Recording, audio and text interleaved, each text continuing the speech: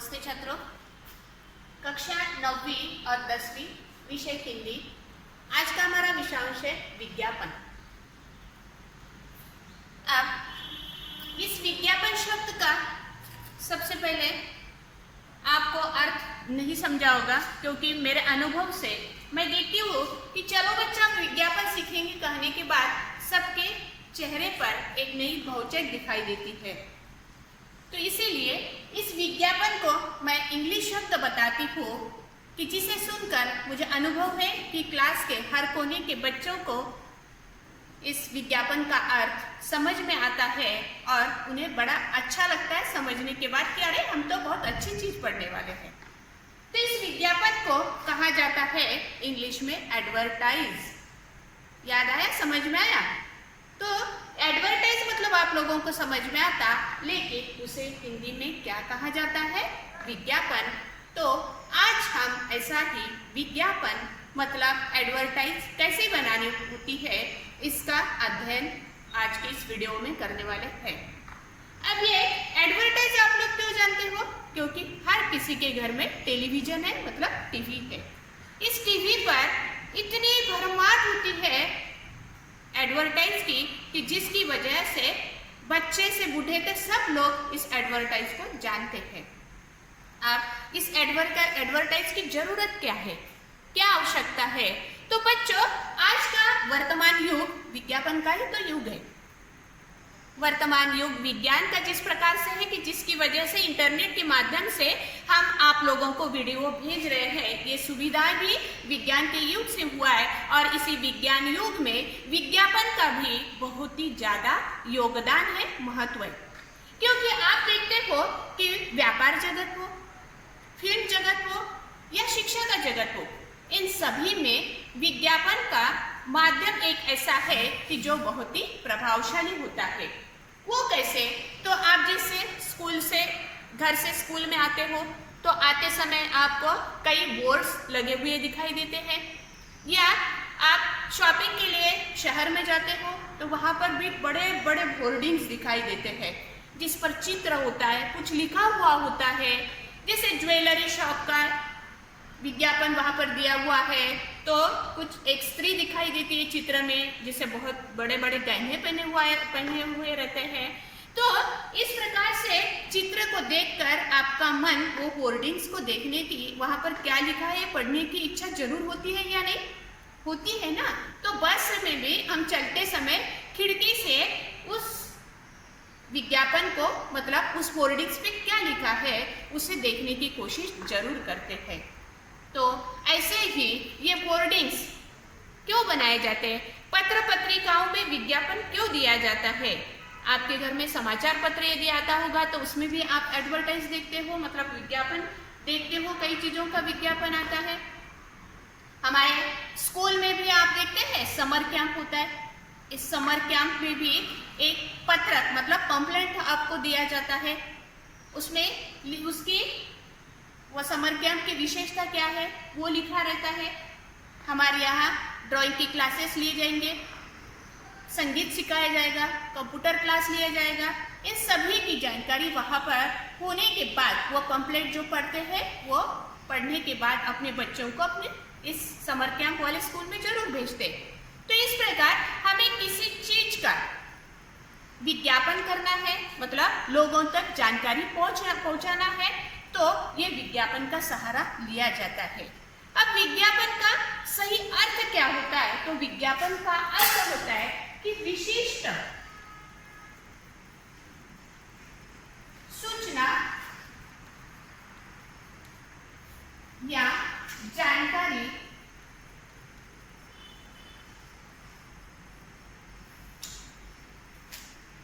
देना। सामान्य रूप से विज्ञापन की हम ये व्याख्या करेंगे, परिभाषा करेंगे कि विज्ञापन का अर्थ होता है विशिष्ट सूचना या जानकारी देना। अब किसे देंगे?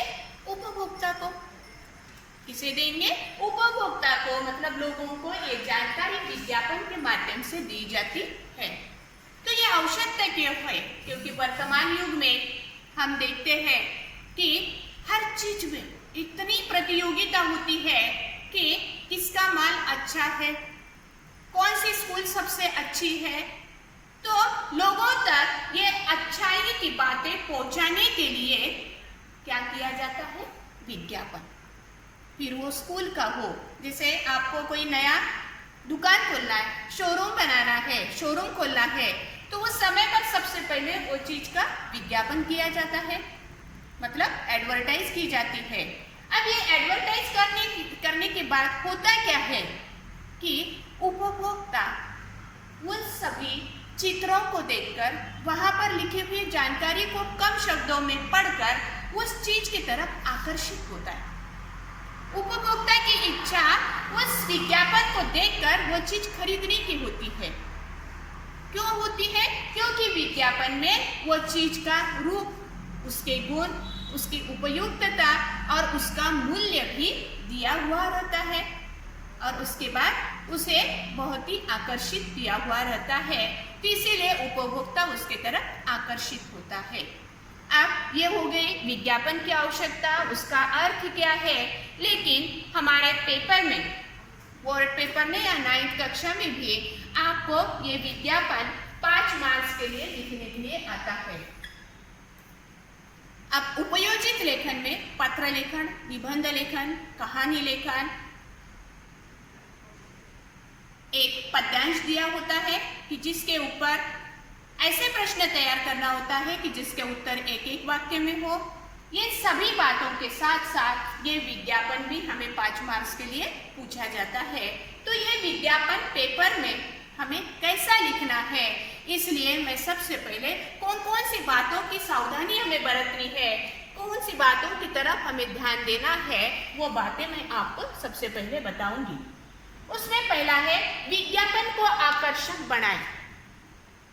सच बात है, जैसे मैंने आपको बताया कि शहरों में बड़े होर्डिंग्स लगे हुए रहते हैं, तो आपका ध्यान उस तरफ आकर्षित क्यों होता है? क्योंकि वो होर्डिंग से बड़े आकर्षक बनाए जाते हैं। तो सबसे पहले आपको ध्यान रखना है कि विज्ञापन को बनाते समय या तैयार करते समय वो बहुत ही सुंदर हो, मतलब आकर्षक हो। दूसरी बात है, विज्ञापन को कम शब्दों में प्रभावशाली ढंग से लिखिए। अब विज्ञापन चीज ऐसी है कि जिसे कम शब्दों में लिखना होता है। बहुत ही कम शब्दों में लिखकर आप लोगों को आकर्षित करना चाहिए, इसलिए विज्ञापन ये बनाया जाता है। लोगों के पास समय नहीं है। आप देखते हो वर्तमान युग में लोग दौड़ते भागते रहते हैं। इस दौड़ भाग के जमाने में किसी को खड़ा रह के बहुत ही विस्तृत से आपने विज्ञापन लिखा तो उसे पढ़ने की एक फुर्सत किसी के पास है? नहीं है। तो कम शब्दों में विज्ञापन लिखना है, लेकिन उन कम शब्दों का भी प्रयोग करते समय वह शब्द प्रभावशाली ढंग से हमें लिखना है, ताकि उपभोक्ता उस चीज के तरफ आकर्षित हो सके, उस चीज को खरीदने के लिए उत्सुक रहे, जागरूक रहे, जागरूक रहे। उसके बाद तीसरा मुद्दा हमारा, विज्ञापन में स्लोगन अवश्य लिखें। सही है दोस्तों, स्लोगन तो बहुत ही ज्यादा जरूरी होता है, क्योंकि स्लोगन से भी लोग सुनने के लिए आकर्षित हो जाते हैं।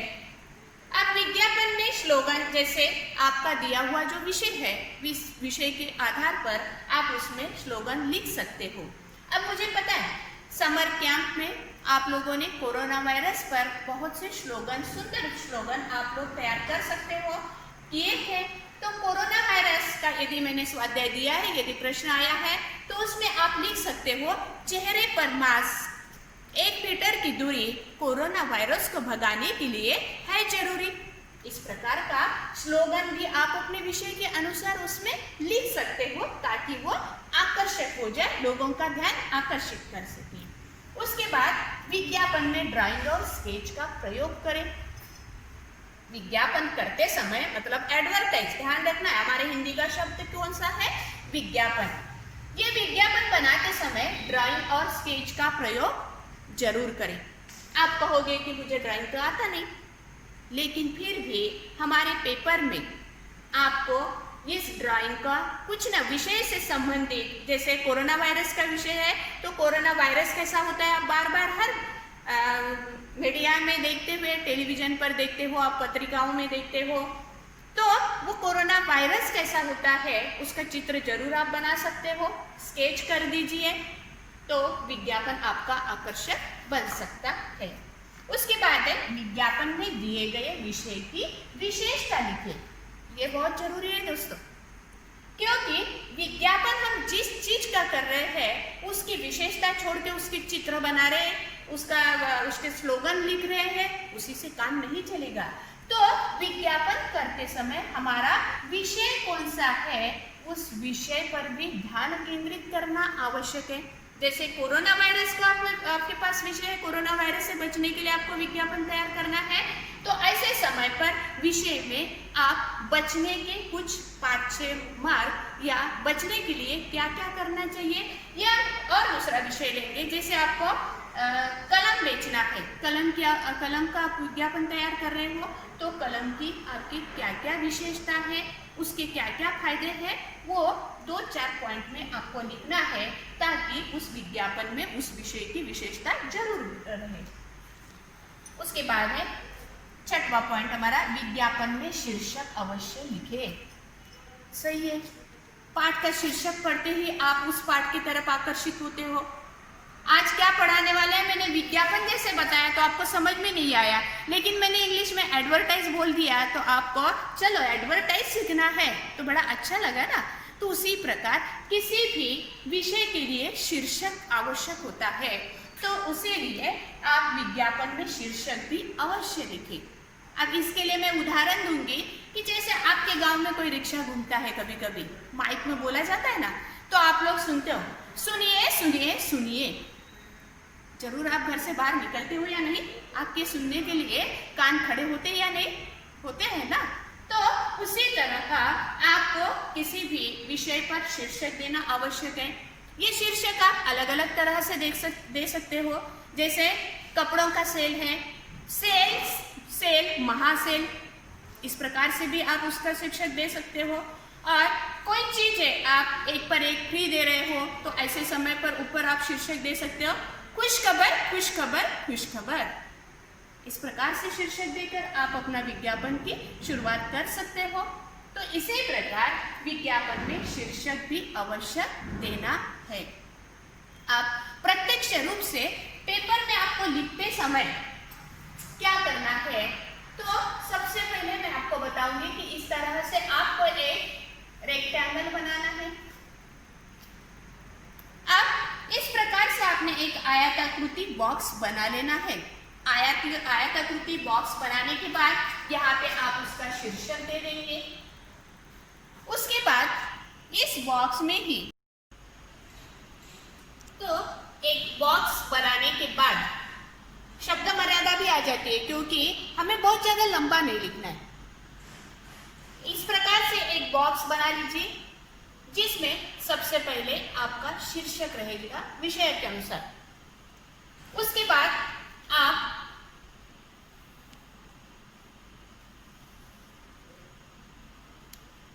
इस रेक्टेंगल में ही आपको कोई विशेषता आपकी चीज की बताना है, तो आप स्टार बना सकते हो।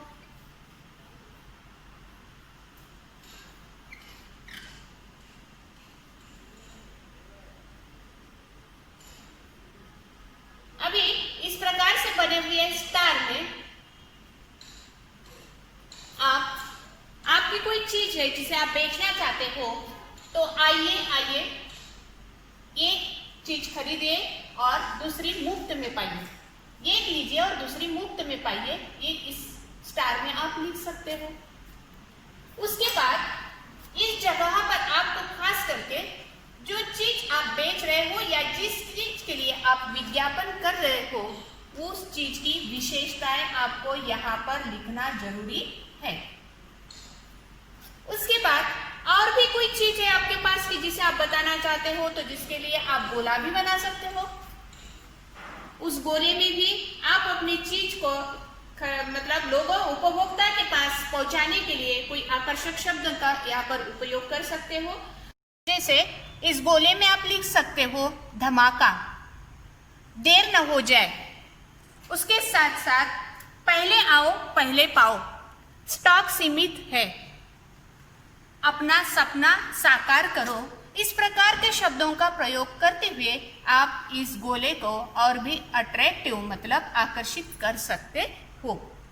अब इस प्रकार से आकर्षित करने वाले शब्दों का प्रयोग आपने कर लिया है, या और भी मैंने बताया उसके अलावा भी आपके पास जो क्रिएटिविटी है उसके अनुसार आप चित्र बनाओगे या शब्दों का प्रयोग भी इसमें कर सकते हो। उसके बाद महत्वपूर्ण है संपर्क और पता। तो संपर्क और पता लिखते समय तो आप पता लिखोगे लेकिन गलत पता लिखना है, और संपर्क मतलब मोबाइल नंबर आपको लिखना है, वो भी 10 नंबर लिखना है, लेकिन आपको वो नंबर के मतलब गलत नंबर इधर उधर करते हुए आपको वो नंबर लिखना है। तो इसी प्रकार संपर्क और पता लिखकर आप इस विज्ञापन को पूरा कर सकते हो। जैसे मैंने कोरोना वायरस का उदाहरण लिया था, तो आप इसमें भारत सरकार स्वास्थ्य मंत्रालय के द्वारा जनहित में जारी टोल फ्री क्रमांक होता है, तो ये टोल फ्री क्रमांक भी आप यहाँ पर लिख सकते हो। तो विषय के अनुसार आप यहाँ पर सभी चीजों को लिखना है आपने, और इसे आकर्षक बनाना है। आप इसे आकर्षक बनाकर मैं उम्मीद करती हूँ कि हमारे समाज में जो स्थिति है, कि समाज में जिस प्रकार से आप देखते हो कि विज्ञापन का बोलबाला है, तो ये विज्ञापन के उद्देश्य जो है कि जिस प्रकार से किसी उत्पाद का बेचना, खरीदना, किसी उत्पाद के अन्य उत्पादनों के साथ तुलना करना, उसके साथ साथ आपको दिखाई देगा कि किसी संस्था में रिक्त स्थान है, किसी को नौकरी चाहिए, शादी के हेतु वर वधू चाहिए, गुमशुदा की तलाश करना है, चुनाव का प्रचार प्रसार करना है, किसी शिविर का आयोजन करना है, इन सभी बातों के लिए हमें विज्ञापन की जरूरत होती है। तो इसीलिए इसी विषय पर आधारित आपको विज्ञापन किस तरह से लिखना है ये जरूर समझ में आया होगा। इसीलिए स्वाध्याय हेतु मैं आपको आज एक विषय देने जा रही हूँ। भारत सरकार स्वास्थ्य मंत्रालय के लिए कोरोना कोविड-19 के संक्रमण से बचाव पर 30 से 40 शब्दों में विज्ञापन तैयार कीजिए। अब ये विषय आपको जरूर समझ में आया होगा, और बचाव के लिए किस किस प्रकार से आपको किन नियमों का पालन करना है ये भी जरूर पता है। तो इसका विज्ञापन बनाते समय आप चित्र का भी प्रयोग कर सकते हो। कोरोना वायरस निकाल सकते हो, आदमी निकाल के जिसके चेहरे पर मास्क बांधा हो ऐसा एक चेहरा भी आप दिखा सकते हो। उसके बाद बचाव के 5 नियम आप लिख सकते हो। इस जगह पर टोल फ्री क्रमांक लिख सकते हो, जनहित में भारत सरकार द्वारा जनहित में जारी, इस प्रकार से नीचे आप कुछ शब्दों का प्रयोग करके लिख सकते हो। उसे शीर्षक भी देना है। इस प्रकार से आपको इस दिए हुए विषय पर विज्ञापन तैयार करते हुए अपने ग्रुप पर भेजना है। धन्यवाद छात्रों।